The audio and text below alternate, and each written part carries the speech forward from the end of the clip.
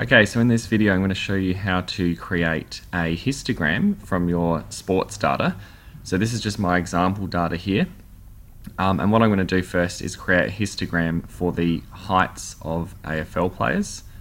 So what I'm going to do is highlight the data that I want to put into the histogram. So that would be all of the heights for the AFL players that I've done.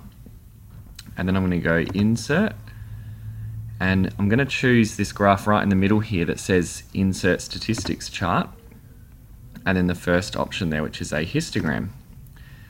Now you see what it does is it automatically separates the data into intervals, but some of these intervals are a little bit difficult to follow. Like for example here, it's chosen intervals that are about 10 wide, but not quite. So we can fix that up.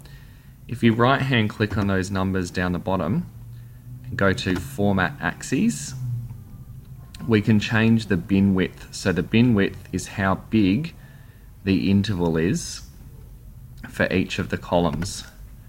So for example, I could change that to 10 and hit enter, but then I'd only have 2.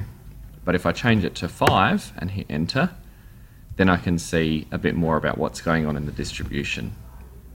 The other thing you should do for your graph is click on the plus sign and add in axes titles. So what we would do here now is label this down the bottom as heights in centimeters, and then just like we've done in class, this would be the frequency. So it's the amount of players in that particular range of heights. What you'll notice that it's done is it's used square brackets on either side here, and then it's used a curved bracket.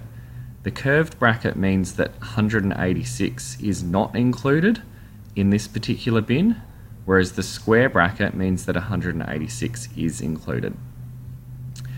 You could also change the title here, so you could change it to say height distribution of AFL players. So that's how to create a histogram.